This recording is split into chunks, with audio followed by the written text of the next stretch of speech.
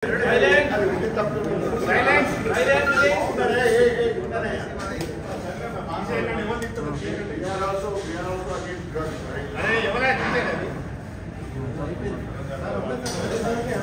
బాగుంది. చెప్పండి sir, ready roll. అందరికీ నమస్కారం. ఈరోజు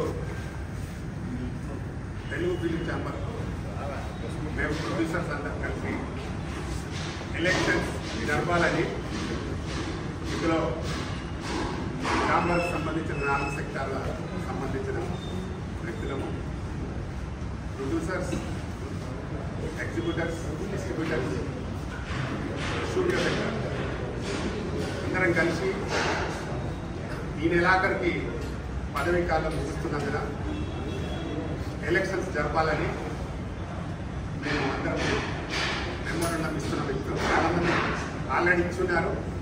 ఈరోజు కూడా మేము ఒక 50-60 మంది కలిపి ఈరోజు ఇస్తున్నాము. ముఖ్యంగా ఎలక్షన్స్ పోస్ట్పోన్ చేయాలంటే దానికి ఒక మా బైలాలో ఒక రూల్ ఉంది.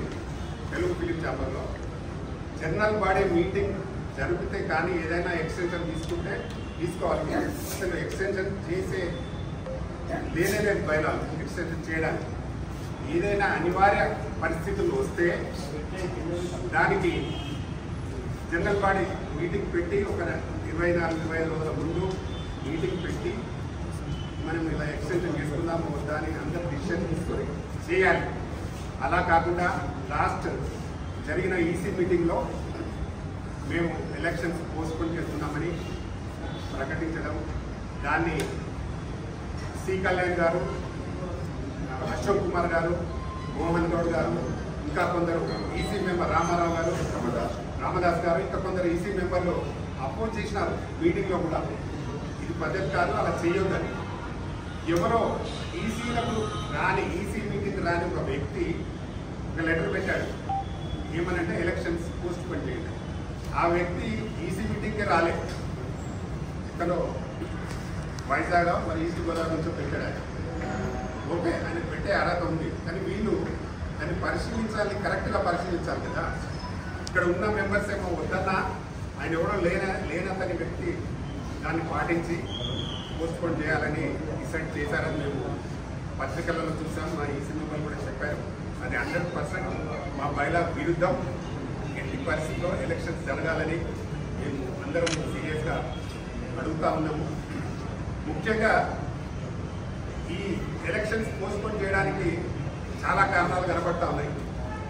ఇక్కడ చిత్రకూరి కాలనీలో కొంత ల్యాండ్ ఉంది. అది ఎప్పుడో మనకు పుణ్యాత్ముడు శ్రీ ప్రభాకర్ రెడ్డి గారు పోరాడి సాధించిన ల్యాండ్ గవర్నమెంట్ ఉచితంగా ఇచ్చింది. దాంట్లో చాలా ఇల్లు కట్టారు. చాలా మందికి ఫ్రాడ్ జరిగిందని అందరికీ తెలుసు. కేసులు నడుస్తున్నాయి. చిత్రకూరి కాలనీ ప్రెసిడెంట్ పైన, అనిల్ పైన దాదాపు 15 కేసులు అయినా ఇప్పుడు 4.5 ఎకరాలలో చిత్రకూరి కాలనీలో చాలామంది కార్మికులకు నిధులు రాలేదు. చాలామంది డబ్బులు కట్టిన వాళ్ళకి ఇల్లు ఇయ్యలే. నాకే ఒక 15 మంది వచ్చి చెప్పారు, సార్ మేము 33 lakhs కట్టాం సార్, ట్రిపుల్ బెడ్రూమ్ మాకు ఇయ్యలే. ఒక 15 మంది చెప్తున్నారు నాకు. వాళ్ళకి డబ్బులు రిటర్న్ ఇయ్యలే, ఫ్లాట్ ఇయ్యలే. అట్లా ఒక 15 మంది చెప్తున్నారు. చాలామంది కార్మికులకు ఇవ్వకుండా బయట వాళ్ళకి అమ్ముకున్నారు. ఇప్పుడు దాన్ని 7,000కు స్క్వేర్ ఫీట్ లాగా అమ్మాలని ఓపెన్ మార్కెట్ పెట్టారు. ఇది ఎంతవరకు కరెక్ట్? ఏమనంటే మాకు ప్రభుత్వం చెప్పింది, మేము చేస్తున్నామని చెప్తున్నారు బయట. అది తప్పు. ప్రభుత్వం ఇప్పుడు కూడా సామాన్యుల కోసమే సపోర్ట్ ఉంటుంది. మీలాంటి కొందరు అంటే డబ్బులు సంపాదించుకునే దళారులకు సపోర్ట్ ఉంటుంది ప్రభుత్వం. ఏ ప్రభుత్వం అయినా దాన్ని మా ప్రత్యేకమైన డిమాండ్ ఏంటంటే ఆ 4 ఎకరాలు ఇక్కడ ఉండే 24 క్రాఫ్ట్ ఉండే కార్మికులకు మాత్రమే ఇవ్వాలి. ఆ 7,000 రూపాయలకి ఎస్ఎఫ్టీ అనే ఎవ్వరు కూడా కొన్నారు. ఇండస్ట్రీలో ఏ కార్మికులు కొనరు. దాన్ని ఛాంబర్కు లింక్ చేస్తారు. ఎవరో డబ్బులు కట్టి లాస్ అవుతారు. ఛాంబర్ బాధ్యత వహిస్తుందా? వహించదు కదా. ఛాంబర్కి ఏం సంబంధం అసలు? చిత్రకూరి కాలనీ అనేది ఓన్లీ కార్మికులకు సంబంధించిన సంబంధం. దానికి ఛాంబర్కి ఏం సంబంధం? దానికోసం ఛాంబర్ను ఎలక్షన్ పోస్ట్పోన్ చేయడం ఏంటి? ఇది కరెక్ట్ కాదు. చాలా విషయాలలో కొందరు దీని మీద ఇప్పుడు చాలా పెద్ద నిర్మాతలు కూడా కొందరు 4-5 రాజీనామాలు కూడా చేశారు. త్వరలో వాళ్ళు కూడా ఈరోజు బయటకు వస్తారు కేవలం. కాబట్టి ఆ రాజీనామా చేసిన థ్యాంక్స్. తప్పకుండా అందరం కలిసి తెలుగు ఫిలిం ఛాంబర్ని కాపాడాలి.